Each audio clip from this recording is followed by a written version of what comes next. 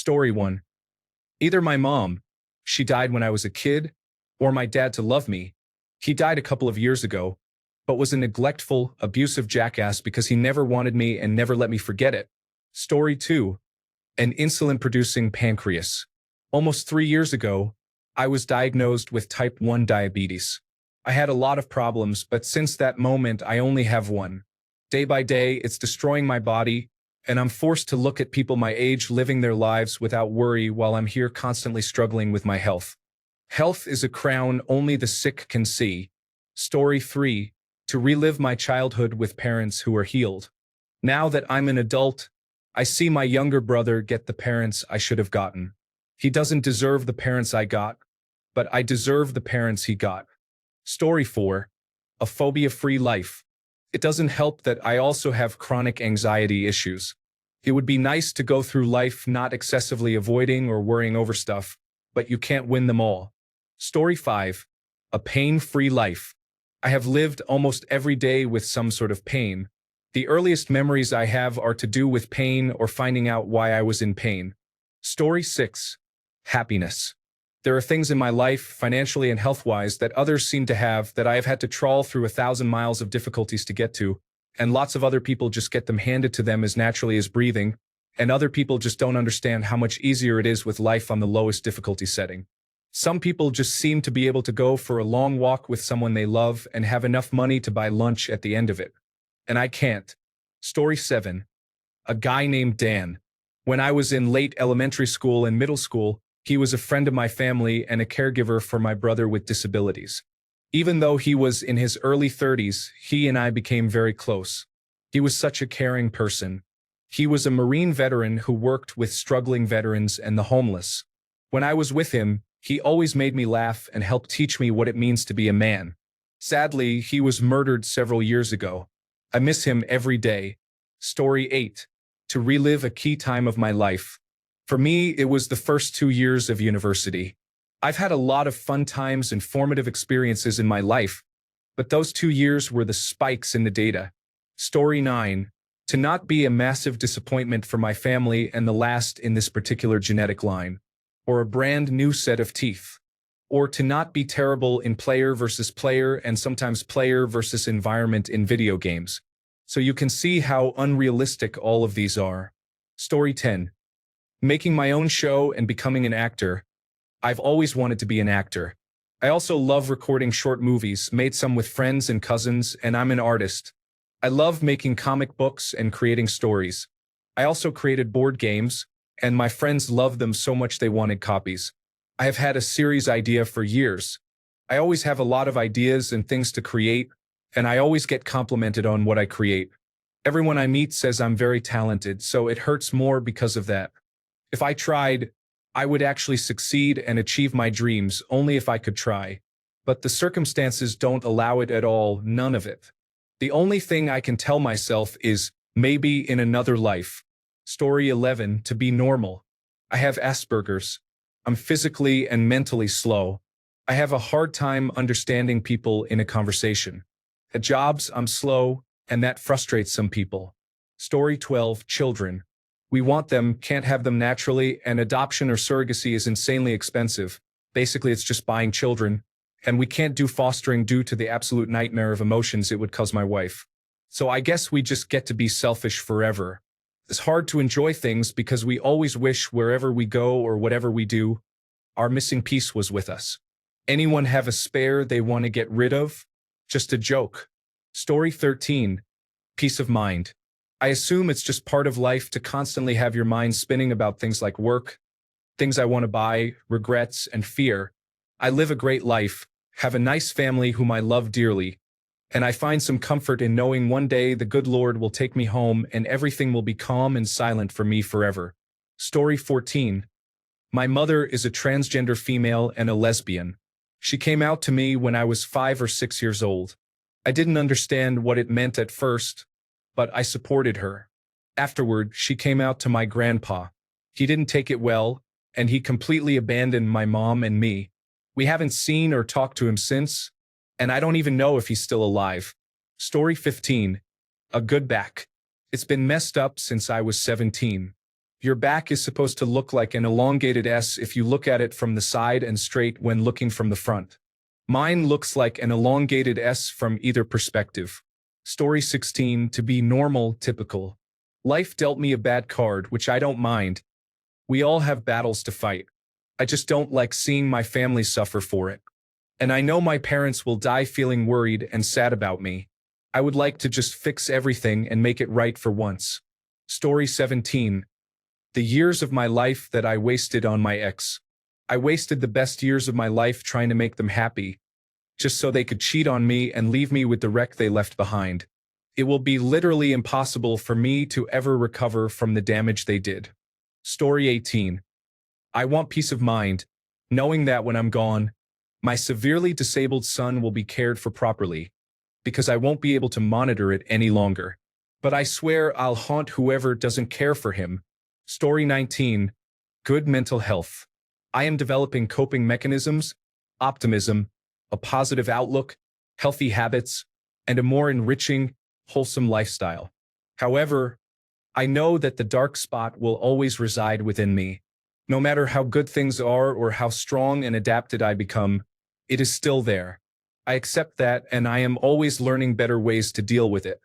It just means I am constantly tired from the effort I have to put in to not be miserable all the time. When things are good, I still feel the weight of it, so I have to contextualize that by being more mindful and appreciative. When things are bad, it sneaks its little fingers in and starts pulling some strings. I am learning how to recognize it, how to keep it in its place, how to coexist with it, and still maintain autonomy. I am very good at remaining optimistic even when things are horrible, but I still feel burdened and exhausted by it, and then my depression often manages to glide past my guard. For example, I knew after a breakup that I was at risk of alcoholism, but I managed to actually develop healthier habits and focused on having a better diet. I was really pleased with that until I realized one day I had given myself an eating disorder. Sneaky little troublemaker. Story 20. My mom died a year after I was born, and my dad and every stepmom I had were terrible. If I had my mom, I wouldn't have a fraction of the trauma that I do. Story 21. In no particular order, a garage with my dream cars. No worries. Enough. A time machine. Another conversation with my great-grandmother. Unlimited supply of ice cream. All the Lego sets I dreamed of as a kid. Elder Scrolls 6. Story 22. I really think companionship is important. I don't know. I struggle with keeping and making relationships. I have 4 friends, one I talk to daily. Anyways, I want my forever person. I don't think I'll ever find that. I'm difficult. I struggle with mental health and feel broken. It's okay though. I don't know, I wish I had a person. Story 23. Ignorance. It's draining when you know something, but you can't really share it to feel better because of the intricacies of everything connected to it. Story 24. My grandparents' house as it was when my grandfather passed away. My foolish elders gutted it, ruined everything that made it ours, deleted our history from it. I consider their actions a disfigurement, and I can't forgive them for that. That place hadn't changed in at least half a century, and now it may as well be any other house in the world. Watching that last place from my childhood be destroyed was a death unto itself. Story 25. Unlimited bank account, though I don't want it. I need it. Just because I want to be a sugar mama and work on funding the dreams and goals people have is what I want to do.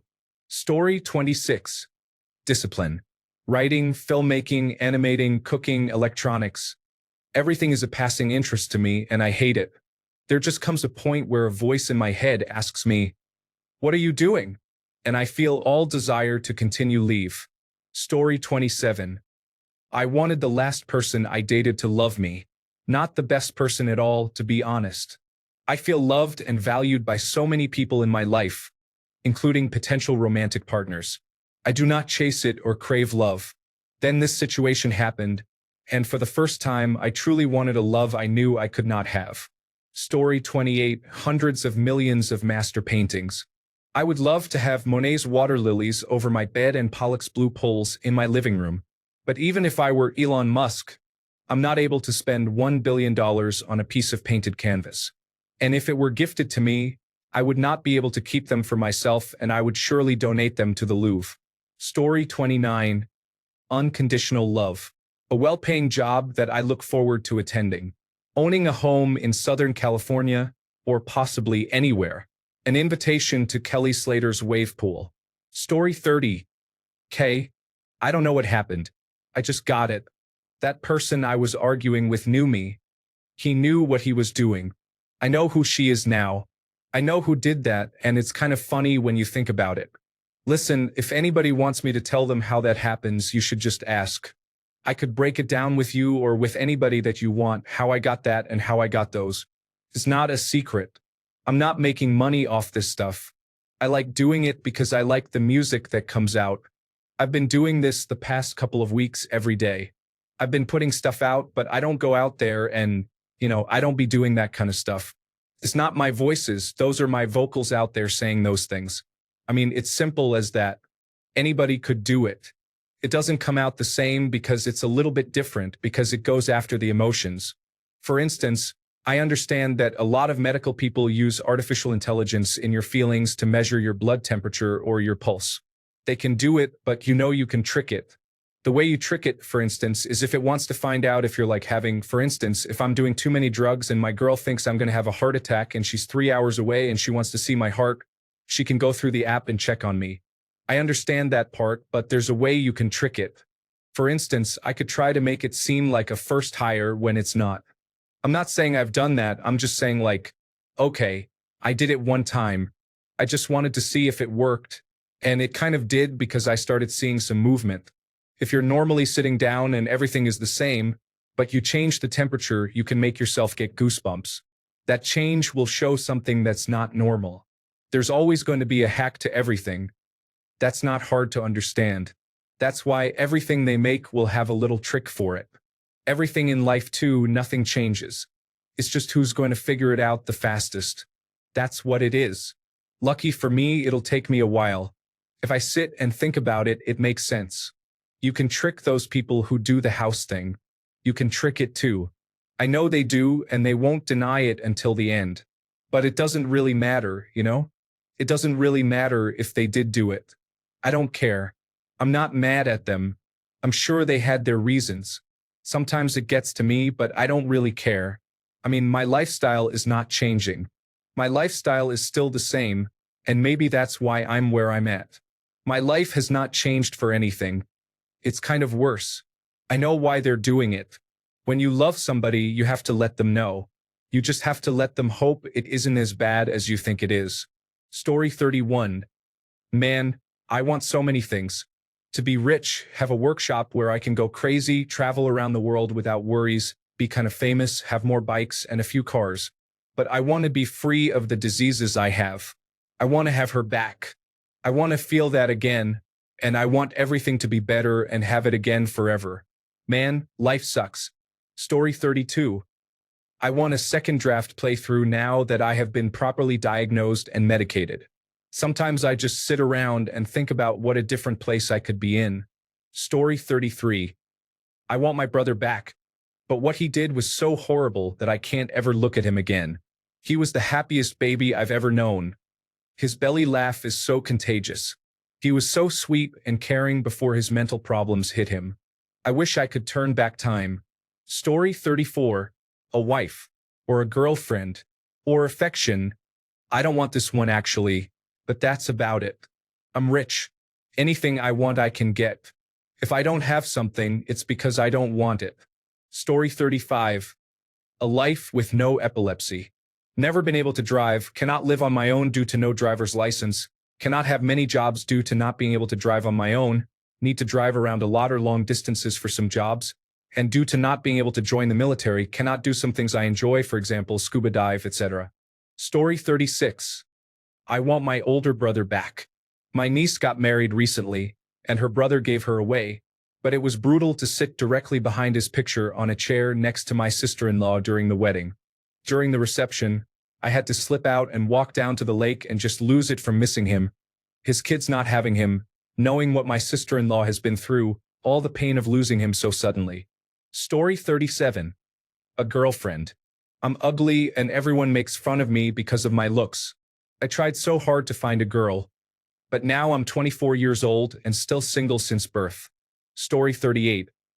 I wish I had a 5-mile walking loop through a forest or meadow with a water feature that I didn't ever have to share with people or vehicles, where I could walk my dog off-leash every single day, and she could run and sniff without any chance of encountering other reactive dogs. All for free, too, so not a sniff spot. Story 39. I want to move to my ancestors' village and just be there, doing farming peacefully. I want to be fully content with whatever I do and achieve there. Story 40. A grandma. She's not dead or anything, but she was always a stone-cold bastard on account of my mum, and she cut contact with all her grandkids when I was about 7. It's not really a big deal, but it certainly hurts when I get a card signed from Granddad and Nan in my granddad's handwriting, knowing full well that woman didn't even breathe near that card. Story 41. I've learned not to want anything, as the universe will grant you the ability to want this thing. We must fully let go of what was and what has passed, appreciate the process, and focus on the now and future. We are all capable of having everything we wish for.